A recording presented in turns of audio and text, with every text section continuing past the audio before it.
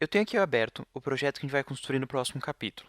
Eu estou com ele aberto aqui só para mostrar um pouco da parte básica de navegação dentro do software, porque vai facilitar bastante nos próximos exercícios, no qual a gente vai aprender a usar as ferramentas básicas. Então, acho que vai ser bem interessante a gente primeiro construir aqui uma tela básica, colocar um workspace básico para a gente trabalhar igual, e também entender um pouco sobre navegação, para conforme vocês forem me acompanhando, vocês terem mais facilidade.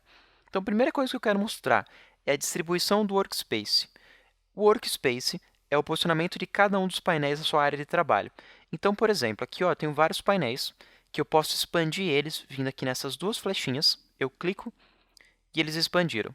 Se eu quiser guardar eles, eu vou lá nas duas flechinhas, clico e guardo. Eu posso fazer a mesma coisa aqui com as ferramentas. Posso vir nas duas flechinhas, dou um clique e guardo, clico novamente e expando elas. Aqui nos painéis, se eu quiser fechar um deles, eu posso vir aqui nele, puxar ele aqui fora e clicar em fechar. Então, eu tirei um painel da tela. Se eu quiser incluir um novo painel na tela, um painel que eu ainda não tenha, eu vou ter que vir aqui em Window, que é onde tem todos os painéis, e escolher o painel que eu quero adicionar. Então, no caso aqui, eu vou trazer o painel Cooler, que foi o que eu fechei. Puxo ele aqui pelo nome e arrasto para onde eu quiser guardar ele. Eu posso puxar ele aqui para o lado e fazer uma nova coluna aqui de painéis. Eu posso jogar aqui ele junto com os outros painéis que eu já tenho, adicionando no mesmo frame. Eu posso fazer um novo frame guardando aqui ele entre dois frames e eu adiciono um frame novo.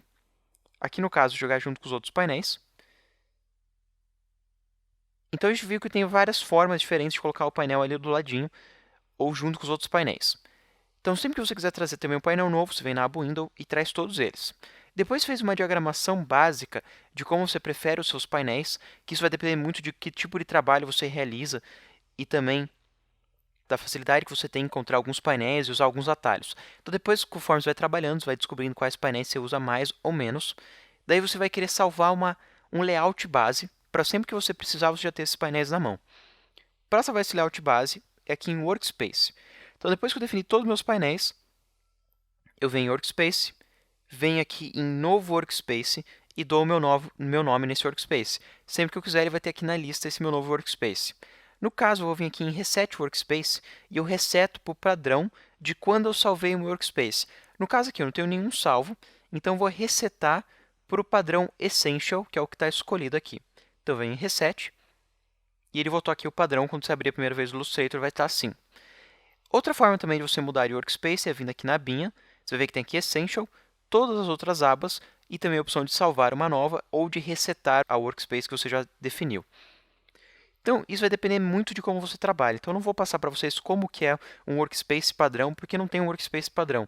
Eu mesmo, no dia a dia de trabalho, eu costumo mudar muito o posicionamento do workspace, dependendo do que eu vou trabalhar. Então, eu vou adicionando painéis, tirando painéis, posicionando eles numa coluna, em duas colunas. Também depende muito da resolução do teu computador, ou se você vai estar usando um ou dois monitores. Então, não tem um padrão, mas pelo menos um layout base. Os painéis você usa mais, é interessante você dispor eles na tela. Vem aqui na abinha. E depois você vem aqui na abinha, você vem na opção aqui de salvar. Eu coloquei aqui para maximizar minha tela, eu vou diminuir, porque aí a gente consegue ver aqui totalmente as partes de baixo também. E nessas partes de baixo, vocês vão conseguir ver aqui que eu tenho 7 artboards. Se eu venho na flechinha, ele vai mostrar aqui de 1 até 7. Artboards é cada uma dessas paginazinhas que eu tenho na tela. Então eu tenho a página 1, 2, 3 e assim por diante até na página 7. Eu vou aproximar aqui da página 1, então eu seleciono 1, e ele coloca 1 tela cheia. Se eu vir aqui nas flechinhas de navegação, eu posso vir na 2, 3, assim por diante, e navegar em cada uma das páginas que a gente tem aqui. Todas elas aqui a gente vai construir no próximo capítulo. Eu tenho também aqui um nível de zoom. Eu posso ver meu zoom em 100%, escolhendo aqui a opção 100%, ou eu posso escolher um zoom maior ou menor, ou deixar aqui em Fit, e ele cola a tela cheia. Outras opções que eu tenho também vão estar na aba de visualização. Aqui em visualização a gente tem as opções de zoom in para aproximar, zoom out para distanciar, colar todos os artboards na janela, aqui embaixo, colar todos os artboards na janela, ou colar somente o artboard que você está usando na janela. E aqui a última opção, deixar a tela cheia em 100%. Então, se eu coloco aqui Ctrl 0 no Mac Command 0, eu vou colocar tela cheia. Se eu colocar Ctrl 1 no Mac Command 1, ele vai ficar cheio, mas em 100%. Então, ele vai colocar aqui o máximo possível sem ultrapassar 100% de zoom. Então, Ctrl 0 ele ultrapassa, Ctrl 1 ele deixa o máximo possível dentro de 100%. Ctrl mais ou Command mais no Mac, aproxima. Ctrl menos, Command menos no Mac, distancia. Se você estiver usando o mouse, também pode fazer isso pelo mouse com o scroll do mouse. Eu, no caso, estou usando uma tablet, então tem essa opção. Mas quem usa o mouse pode usar o scroll do mouse para navegar da esquerda para a direita. Com o Ctrl, ele vai de cima para baixo. Com o Alt, ele aumenta e diminui o zoom. Então, você vai ter aqui as três opções. Sem atalho, com o atalho Ctrl e com o atalho Alt. Ele vai fazer opções diferentes. Vai ser para a esquerda para a direita, para cima e para baixo, mais um e menos um. Você consegue ver aqui em cima também o nível de zoom que você está, qual é o espaço de cor que você está e qual que é o tipo de visualização que você tem. Se você vir aqui em View, que você tem as opções de visualização, você tem dois modos. Outline, que mostra só a construção sem renderizar nenhum efeito de aparência. E o outro modo é o Preview, que ele mostra já com os efeitos de aparência, com qualquer distorção e coisa que você tenha aplicado na tua imagem.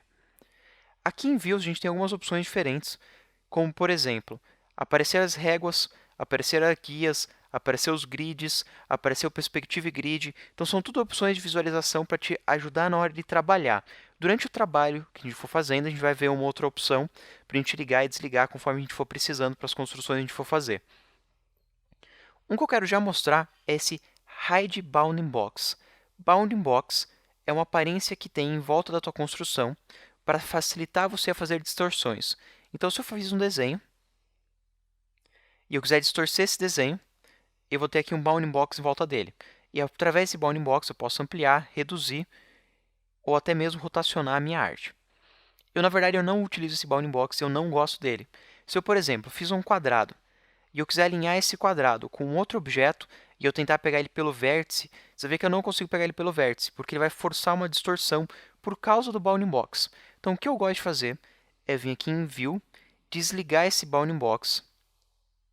E agora eu consigo pegar ele pelo vértice e pelo vértice alinhar ele com outros objetos. Mas se eu quiser distorcer ele novamente, eu não preciso vir aqui em View e ligar novamente o Bounding Box, vindo aqui em Show Bounding Box, que é a mesma opção, só que quando você vai esconder é Hide, quando você vai mostrar é Show, ambos vai estar lá, Hide ou Show Bounding Box. O atalho vai ser sempre o mesmo também. Mas em vez de ir por lá, o que eu prefiro fazer, quando eu quero transformar, é usar a ferramenta Free Transform, que a gente vai utilizar mais para frente. Então, eu selecionei Free Transform e vai ter aqui na versão nova opções diferentes de transformação. E eu venho aqui no objeto e transformo como eu precisar. Quando eu não quiser mais transformar, eu mudo para o mouse convencional e pronto. Eu volto a reposicionar ele sem me preocupar com uma distorção que eu não queira.